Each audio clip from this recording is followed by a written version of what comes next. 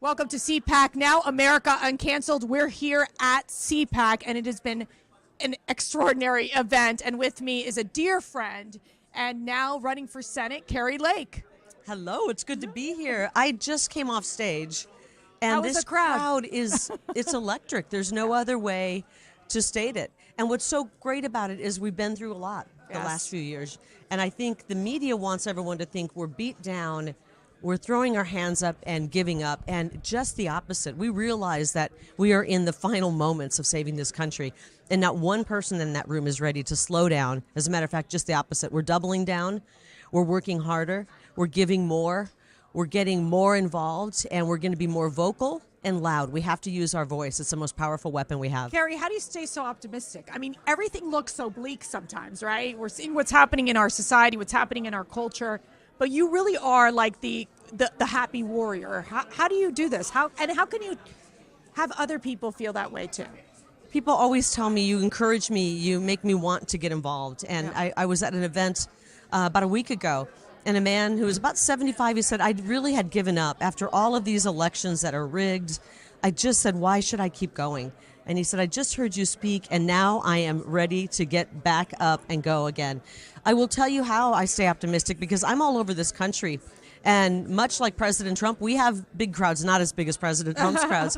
Yeah. But I see the people who are showing up on a Tuesday night in someone's living room, 50 people. Or I go to an event on a Thursday morning and there's 150. So I see what's happening. There's a movement afoot, and it's not slowing down. It's getting bigger, so that gives me encouragement. Talk to me about the Arizona race. You're all in, obviously. You're fighting hard, going where you can, everywhere in Arizona. What is it going to take to win? Well, it's going to take all of us to get out and vote in droves, even bigger than before. And I know that everyone showed up in Arizona in 2020 and in 2022. But this time around, and I talked about it in my speech, I think we're seeing so many more new people coming into our movement. We're seeing disaffected Democrats. Yeah. Yes. They're kind of the old school Democrat. They're waking up and they're saying, wait a minute, we are sliding into Marxism. Mm-hmm. This isn't what our party used to be about. And they're coming over. We're seeing independents by the droves coming over and saying our lives were better under President Trump. They were better with America First policies.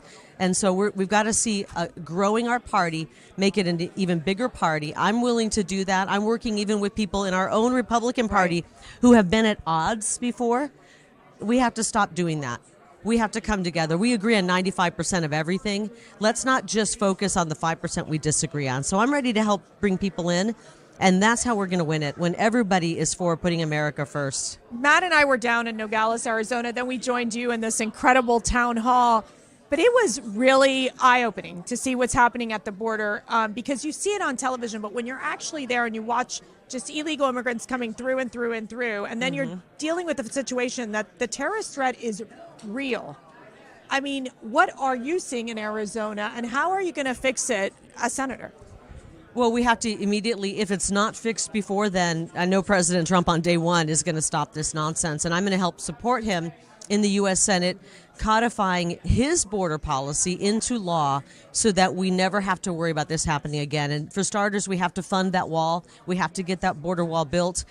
We need a 2,000-mile border wall. It's getting there. President Trump made some accomplishments on that. And we have to start sending these people back who came over during the Biden invasion. And you saw them. These are military-aged men. Yes, yes. We have a foreign army inside our homeland right now, and they've got to go back to their homeland. And so I support the largest repatriation campaign that we've ever seen, because the American people cannot stand for taking care of everybody else's problems when we have so many that have not been dealt with here at home.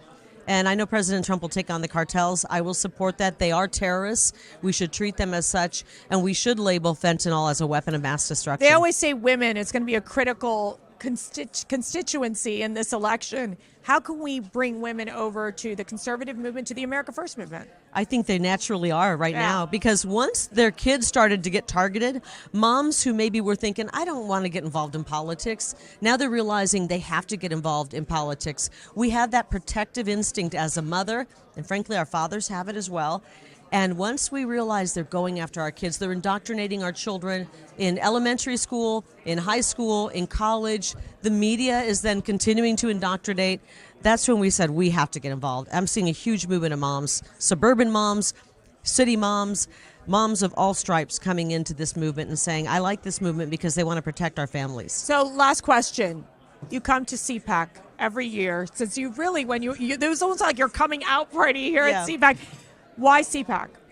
CPAC is my favorite of all of the conventions because it's like a family and it's such a positive movement. You and Matt have done such a great job of leading us through these tough times. And I feel like coming here, I get inspired. I even need inspiration sometimes. Yes. I know I try to keep people's spirits up, and thank God for God helping me do that.